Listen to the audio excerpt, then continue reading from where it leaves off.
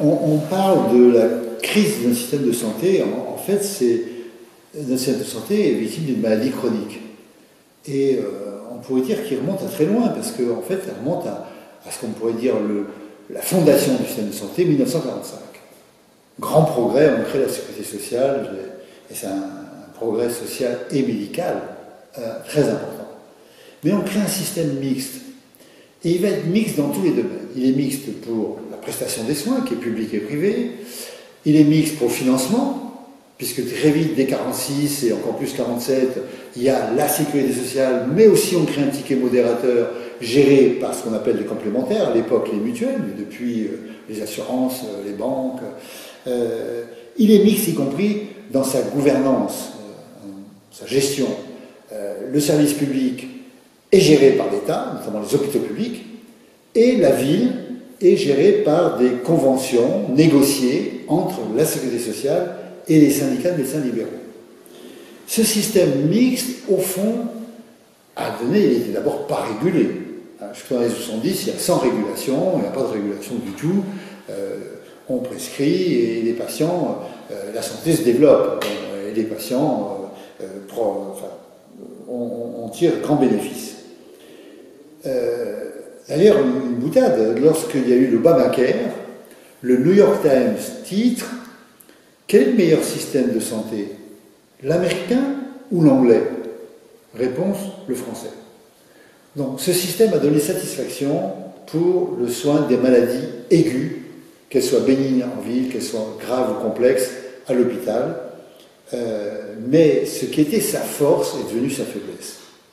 Lorsque un des problèmes majeurs est devenu l'épidémie des maladies chroniques, avec la composante de gériatrie, avec la composante psychiatrique, lorsque le problème des urgences est devenu un problème ville-hôpital, lorsque les inégalités sociales et territoriales de santé ne sont fait que s'aggraver, à ce moment-là, ce système mixte est devenu un système fragmenté, opposant la ville à l'hôpital, les généralistes aux spécialistes, les libéraux aux hospitaliers, les paramédicaux aux médicaux, et on est dans un éclatement libéral du système.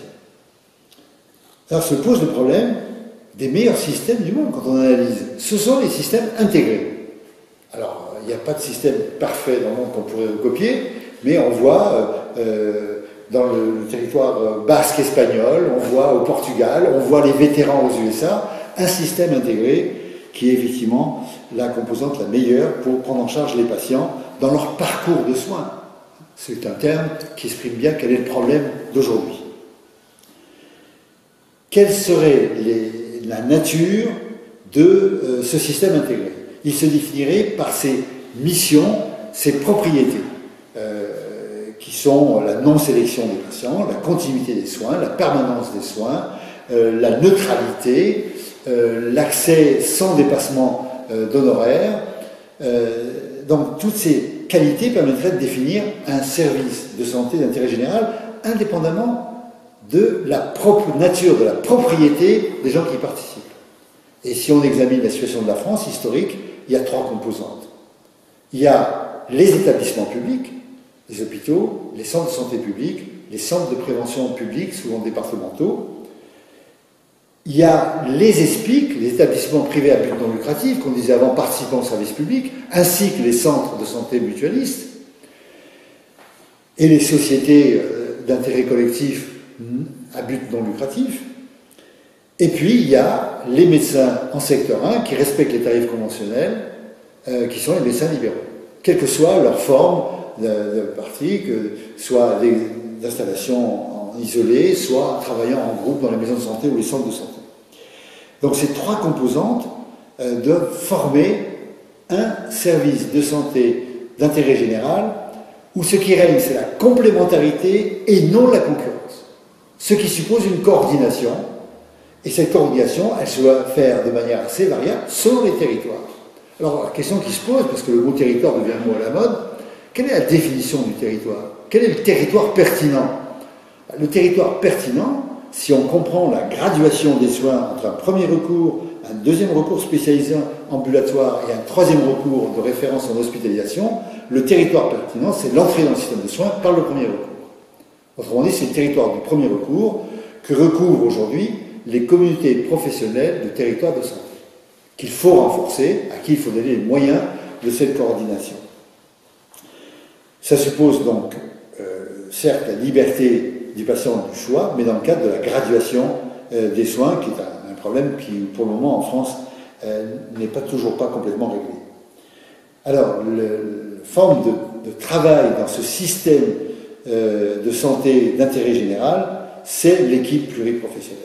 C'est la base, que ce soit à l'hôpital, que ce soit en ville, l'équipe pluriprofessionnelle est aujourd'hui ce qui permet de répondre à une médecine moderne, qui comprend donc les médecins, les paramédicaux, les pharmaciens, les infirmières de pratique avancée. Alors, là encore, si on veut faciliter la coordination, il y a deux conditions. Il y a, d'une part, il faut des lieux et des moyens, les centres de santé, les maisons de santé pluriprofessionnelles, les comités professionnels de territoire. Il faut des assistants médicaux et il faut un mode de financement qui permet la coordination, qui facilite la coordination. C'est-à-dire que pour les maladies chroniques, ça ne peut pas être seulement le paiement à l'acte ou la tarification à l'activité qui, au contraire, fragmente, isole les professionnels les uns par rapport aux autres. Se pose ensuite un problème de gouvernance. Et la gouvernance adaptée implique évidemment l'État et les agences régionales de santé, mais au plus près du territoire, c'est-à-dire dans les délégations d'agences régionales de santé au niveau du territoire, avec la participation des élus locaux, des collectivités locales, territoriales, participant au financement, au moins en ce qui concerne la prévention et peut-être l'immobilier, les locaux, ainsi que les représentants des professionnels. Pour la CPTS, ce sera le coordonnateur de la CPTS qui devrait être un professionnel du premier recours, pas forcément un médecin, mais professionnel du premier recours. Et puis, évidemment, les usagers et les associations de patients. Enfin, ce système de santé d'intérêt général est la réponse urgente à ce qui est en train de se développer. Et en train de se développer une financiarisation du système de santé par le biais de holding, par le biais de chaînes commerciales, souvent internationales, qui ont dans leurs actionnaires des fonds de pension ou des fonds d'investissement, qui ont déjà complètement restructuré les laboratoires de biologie médicale, qui sont en train de le faire pour la radiologie, pour l'optique, qui le font également dans ce qui est l'organisation de plateformes spécialisées, plateformes de rendez-vous, qui fragmentent le malade, qui empêchent un réel travail d'équipe, empêchent la vraie continuité des soins et sont une menace pour l'avenir. Une menace sur la souveraineté nationale qu'on a vu menacée lors de la crise du Covid. Donc, il est essentiel, là, qu'avec les moyens qu'a l'État, qui sont de trois natures, c'est lui qui décide de l'autorisation des équipements lourds et de l'activité. Il a à sa disposition la caisse des dépôts et il a la banque publique d'investissement. Ces moyens doivent être mis en œuvre pour empêcher une orpéialisation du système de santé. On a eu un scandale fantastique dont on a tiré les leçons. On a eu les carences, on a vu y compris les laboratoires refuser de transmettre les résultats de positivité du Covid comme forme d'action. C'est-à-dire qu'on a là une menace de santé publique majeure. L'État doit reprendre la main, mais pas un État bureaucratique, un État qui pratique la cogestion avec les collectivités territoriales, avec les professionnels et avec les usagers.